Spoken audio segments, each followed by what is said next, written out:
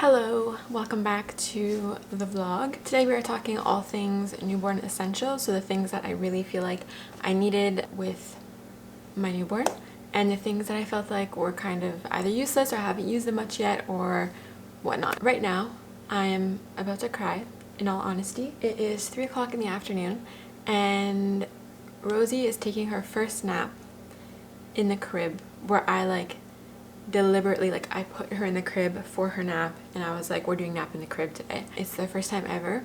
She's been asleep for about 30 minutes. My heart is aching because we've done every single nap for the last 2 months together. She's always just cuddled up with me and then falls asleep beside me, and so I spend the whole day in bed with her. Obviously for my own mental health, and I'm going to make a video about prioritizing my mental health as a new mom, but obviously for my mental health I cannot stay cooped up in a room for over 2 months, so we decided it's time for me to start trying to put her in the crib. So all that to say, it's a very emotional day for me, but it is giving me the time to film this video. So starting off, because this actually wasn't on my list, but as I was rocking her to sleep I thought about the essentials for sleeping, and so there was three things actually that I wanted to point out. So the first thing was that we preferred having a crib over a bassinet. The bassinet that we had, we couldn't see her when she was sleeping from the side, and also after 3 months or after 18 pounds she can't be in it anymore anyways. We used the bassinet for maybe about a week and then we switched to the crib, so I would definitely suggest a crib over bassinet. The other two things that I think are essential, we didn't swaddle really, especially not for sleeping, so a sleep sack. We started using a sleep sack for nighttime a few weeks ago and she really likes it. She sleeps really well in it. And then the other thing too is having a monitor, of course, so that if when they are in the other room you can still hear them. So I just have one that's audio. I was a nanny in the past, and one of the families that I took care of, we didn't use one at all because anywhere in the house I could hear the baby, and the other family that I took care of that had a newborn as well, I just used audio. So that's kind of what I'm used to. I don't feel the need to have video and to be watching them. I feel like they're very safe in the crib. I have the VTech one. I got it at a garage sale for $5 or $10 and works great, and I definitely recommend it. Now my goal is to leave all the links below for my Amazon affiliate links. Not that this is why I'm making this video, but I am going to leave the links below if I have time to remake my account for the millionth time, because I've never actually gotten any commission from Amazon links. If no one clicks and buys from your links within 3 months, I believe it is, you have to remake your entire account basically. So if you do want to purchase anything and you are kind enough to use my links so I don't have to keep remaking my Amazon account, I really appreciate that. So next up, the things that were actually on my list that I made a point of talking about. Okay, so first things first. So we had asked for a changing table, and the changing table that we got was the, I don't remember what it's called, but it's one of the foam kind of hard foam kind of ones that it's wipeable, and I love it. It's really nice and I'm happy that we got that one. However, we actually don't use it almost ever. I'll use it maybe once a day just to kind of change the scenery when I'm changing the diaper, but because at night her crib is in our room and I don't want to go all the way to her room, we just change her on the bed with one of those foldable portable changing pads, and that's worked well for us so far, and we've just changed all of her diapers on there basically. And at the beginning we didn't have a foldable changing thing, but she peed and pooped on our bed so many times and pooped on us so many times that we realized we really need one of those, so we got one. It was $35 or something, and it's one of the things that we use the most actually. So that's the first thing I recommend. The second thing, if you guys don't know, I had an emergency C-section, unplanned, went in for a routine checkup on baby at 41 weeks and 1 day, and it just ended up happening that her heart had a prolonged deceleration, basically bradycardia, something like that. Anyways, because it was so long and I was rushed in for a C-section. So moving around the house trying to get things was not a thing for me. I could barely walk. So one of the things that I didn't think I would need and that I actually made fun of was those carts that you see on TikTok and Instagram. They're the breastfeeding carts.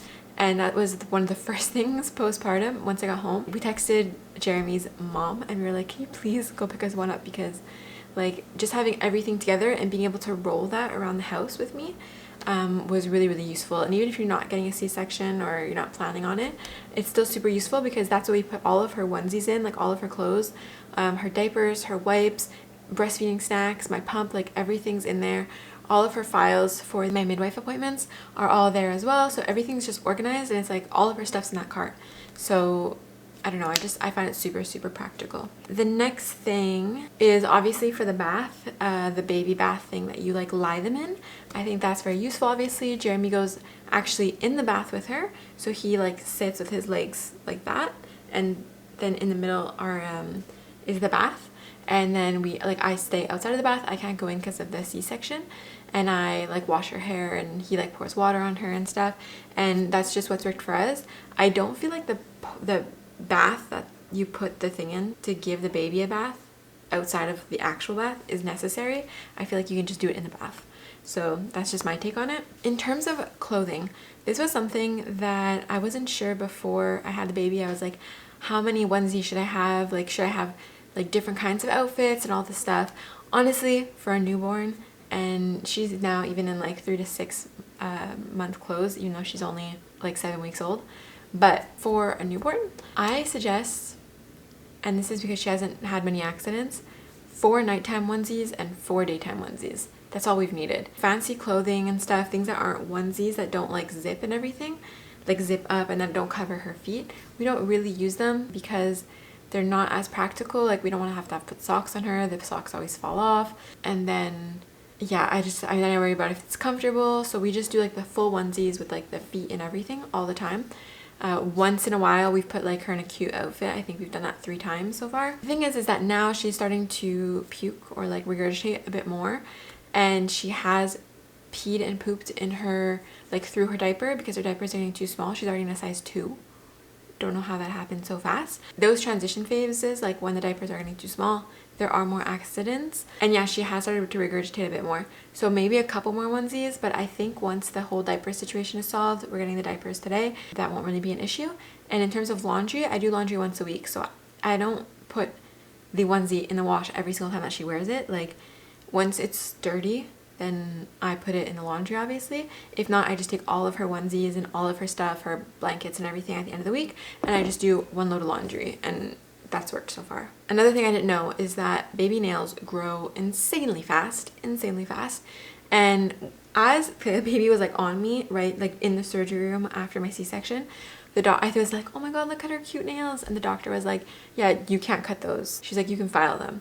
And so when I got home, I was sitting there with a filer, like a manual filer, trying to file them, and it wasn't working. And for Christmas, my mother-in-law got us like a filer machine thingy. It kind of like, you put on the little attachment and it like turns and and it files it. And that has been life-changing, because you have to file their nails like twice a week. So I'm definitely gonna link that for Amazon below. It's like $12, or maybe it was on sale, so I think it was $13 or $14 Canadian for the set. So definitely worth it. It's a really good baby shower gift as well. Honestly, a baby shower gift would be like a really good idea. A cart with like the nail filer and maybe some diapers and wipes and like 1 or 2 onesies and some like snacks, like some homemade snacks or something. That's a really good baby shower gift. Next up, swaddle blankets. So this is really individual to each person, actually to each baby. We had 1, 2, 3, 4, 5, 6, 7. We had 7 swaddle blankets when she was born. We never swaddled her. We swaddled her like a little bit, probably the first week she was born, because like that's what people told us to do. But she likes to have her arms stretched out when she sleeps. She sleeps like this. And she likes to move her legs sometimes. So, but overall, she really likes to have her arms extended and like her legs out. So like sometimes she sleeps in a starfish position. It's really cute. So we quickly just stopped using swaddles. We used the swaddle blankets. We ended up keeping 2 just to like cover her when it's cold, or when I'm napping with her. Like, well, I'm not sleeping, don't worry, but like when I'm cuddling her in bed and I'm just like doing some work on my phone or whatever, I cover her with a swaddle blanket. And yeah, that's basically all we use them for. So really, if your baby doesn't like swaddles, is she waking up? 1 or 2 is enough. Burp cloths, very important. The biggest reason is because I use them when I'm breastfeeding to cover the other one, because I breastfeed lying down, and if there's anything leaking, it goes on that. If not, like your bed is a wreck and the baby's getting soaked from breast milk. And anyways, so I always have one between our pillows when I'm sleeping, so that when I take her out of the crib to breastfeed, I can cover the other boob. That is if I don't want to use my Haaka, which I'm going to get to in a minute. And then obviously baby regurgitates, the burp cloth's good, burping the baby, it's good. So just having them in general, it's a really good investment. I think we only have 3, so I don't think you need to go like all out and get a million burp cloths. I think what you need for a baby is very limited. So that brings me to the Haaka. So ideally you're using the Haaka to catch your letdown on the other side, and that can be stored in your stash, like in your freezer. Your Haaka is basically something that suctions to your other breast when you're breastfeeding on one side, catches the letdown like I said, and it fills up pretty quickly. So yeah, you can put it in your freezer and then you have a stash. So I will also link that below. I'm gonna link everything below. Keep saying that, but yeah. Okay, 3 more things. Obviously a stroller and a car seat, really important. I think investing in a really good stroller is really important because you're gonna be using it for a long time. You want one that you're gonna be able to like go in the snow with, go in the grass with, go on hikes or little hikes, flat hikes with, that you're gonna be able to use for a long time and just in all terrains. So we got the Thule one and I do not regret it at all. We have walked her in the snow so far with it and it's been great. So obviously stroller, car seat, diapers, that's just like the basics, like everyone knows. Besides that, a swing. So we got this as a gift. It's the For Moms swing. I don't think you necessarily have to get this one. This is a really good one, but it isn't more expensive. But having like a swing just to put them in when like you need to cook or you need to go to the bathroom or whatever is really good. The first, I would say 6 weeks, we didn't use it because she was too tiny. But as she did get bigger, she was able to go in it and she really likes it. So we don't put it in her often. I don't believe in like putting babies in like containers for too long, but it is a good option, like I said, when you have to go to the bathroom or you need to cook or something. We also use the bassinet in the kitchen when I have to cook. And then the last thing is a carrier. Like I said, baby has done contact naps the whole time. She doesn't really like the carrier yet. I'm trying to get her used to it. But so for this reason, I would say don't invest in like so many carriers, and maybe if you can test on with your friends or something, or I don't know if they're gifts, then it's not too bad. But finding a carrier for contact naps and walks I think is great. And all I would say is that I personally haven't used it yet, but I would really like to. I've tried, but it's not super ideal yet. She doesn't really like it, but I think it's going to be very useful in the future. I think I can hear her waking up. That is everything on my list. She's already waking up. I'm gonna have to put her back down. That being said, I will be back next week with another video. It's going to be a realistic morning in our life. So don't forget to subscribe so you can see that video. I gotta go now. I hear little noises.